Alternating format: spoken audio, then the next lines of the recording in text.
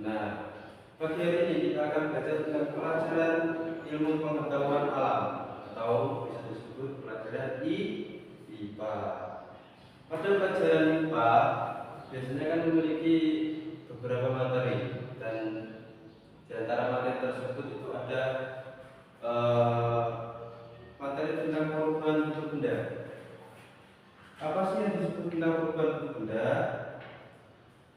Perubahan bentuk benda ialah perubahan wujud atau bentuk suatu benda karena pengaruh panas. Tetapi bukan hanya tentang pengaruh panas ya, entah itu dingin bisa, terus suhu juga bisa. Contohnya benda yang bisa berubah bentuk itu apa?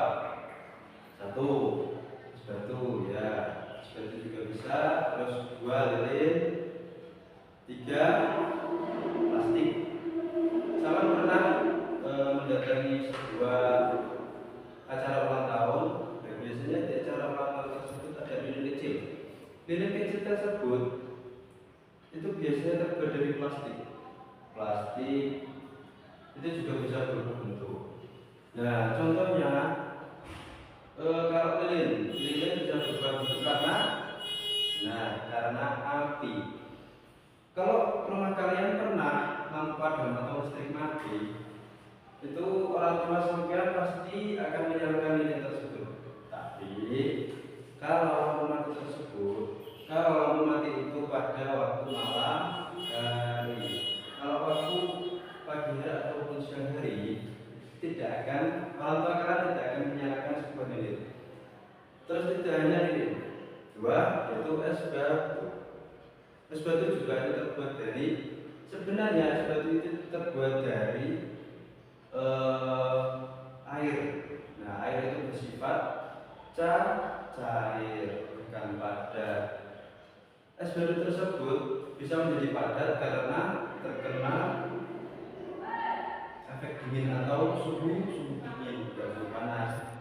Nah, setelah es batu tersebut menjadi padat karena suhu dingin tersebut, ketika sampean taruh di ruangan seperti ini, tidak dingin tapi suhunya agak panas, itu akan berubah bentuk menjadi cair.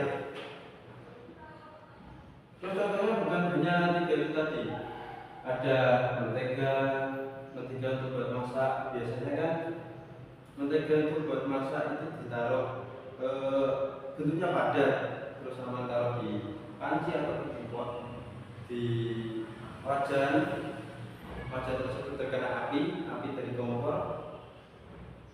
Setelah itu mentega tersebut akan menjadi cair, atau biasanya menjadi minyak untuk goreng-goreng ataupun apa. Terus seperti halnya coklat padat tersebut itu juga bisa mencair karena efek dari panas, entah itu panas sinar matahari ataupun panas dari api korek ya. Jika sampai ingin melakukan melakukan eksperimen tentang perubahan bentuk tersebut, kalian juga harus berhati-hati karena sama menggunakan api. Nah, api jika kalian nggak bisa mengetahui sifat api tersebut, maka bisa membawa bencana untuk entah itu keluarga sampean ataupun rumah sampean, karena api tersebut bisa saja membakar apa saja yang bisa di rumahnya. Contoh seperti kayu juga bisa melumat habis sebuah kayu ya. Api bisa melumat habis sebuah kayu. Dari sini para juga sudah membawa sebuah media untuk kalian ketahui bagaimana sih caranya atau bagaimana sih perubahan bentuk benda yang akan kita kenal pada pagi ini. Di sini sudah saya sediakan lilin dan juga es batu. Untuk lilin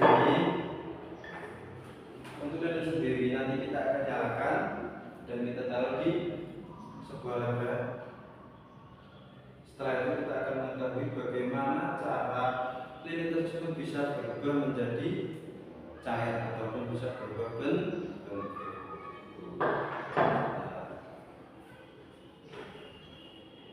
Karena ini juga sudah menyediakan korek.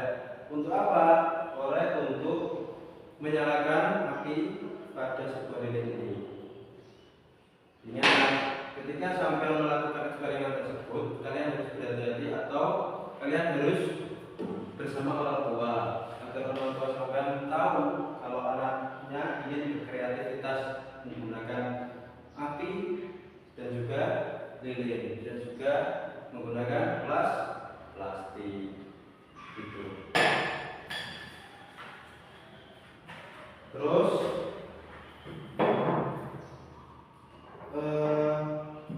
kita mulai dari es batu. Kita mulai dari es batu. Ini ya.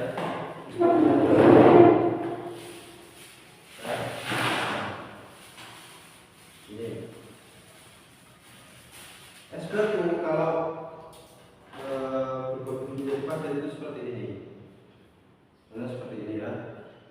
Ini es batu menjadi padat. Menjadi padat. Nah, ketika kita menaruh es batu di sini selama entah itu beberapa menit, 20 menit ataupun 1 hari. Kalau 1 hari es batu ini bisa menjadi cair. Contoh, ini hasil perubahan es batu yang tadi saya taruh di bangku menjadi air, menjadi cair. Ini dinamakan sebuah bentuk benda. Terus ini, jadi menjadi air. Terus kalau ini juga sebuah bentuk ketika saya bakar.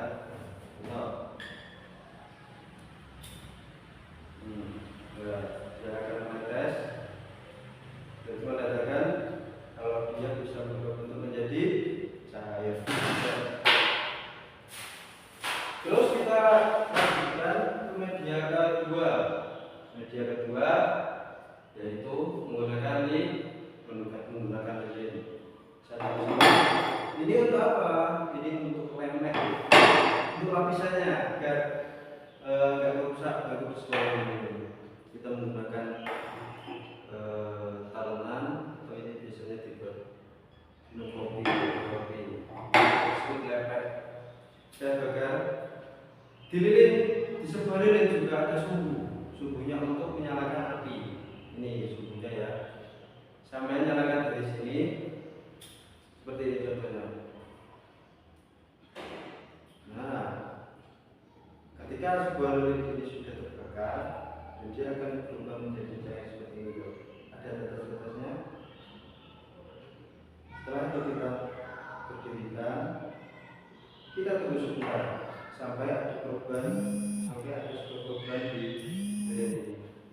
Nah, seperti ini. Contoh seperti ini loh. Ini ada sebuah cairan, maksudnya perubahan bentuk yang aslinya padat menjadi cair.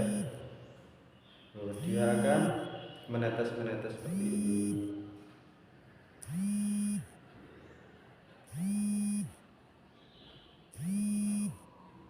Nah,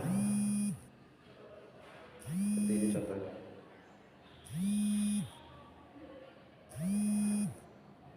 Diingat-ingat kembali ketika kalian ingin melakukan eksperimen seperti ini, kalian harus berhati-hati atau kalian harus bersama orang tua agar kalian tidak cedera dalam melakukan eksperimen menggunakan api. Karena apa? Ketika kalian melakukan eksperimen menggunakan api, entah itu menggunakan lilin ataupun plastik, jika tetesannya terkena kulit sampean, itu bisa mengakibatkan fatal. 1, tangan sampean bisa melepuh. Ketika anggota badan sampean terkena tetesan tersebut, itu bisa melepuh. Ya. Bukan hanya melepuh, kalau sampean membiarkan ataupun sampean tinggal, api ini bisa menjadi besar. Berhati-hati, bisa saja bisa peristiwa kebakaran biasanya terjadi karena seperti itu. Bakaran yang aslinya kecil bisa menjadi besar karena kelalaian.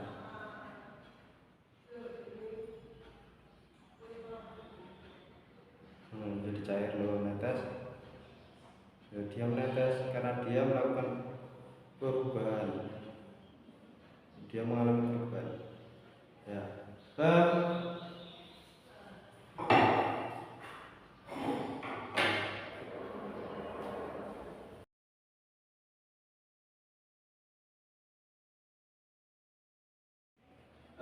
Baik, setelah kita belajar tentang materi perubahan bentuk benda dan waktu saya sudah mau selesai, Pak Roni mau kasih tugas tentang materi sebelumnya tadi.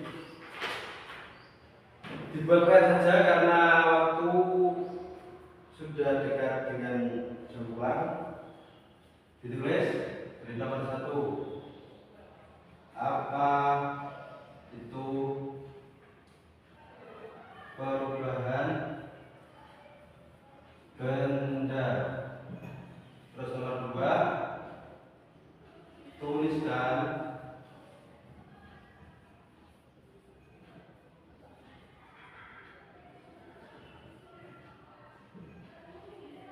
dan 3,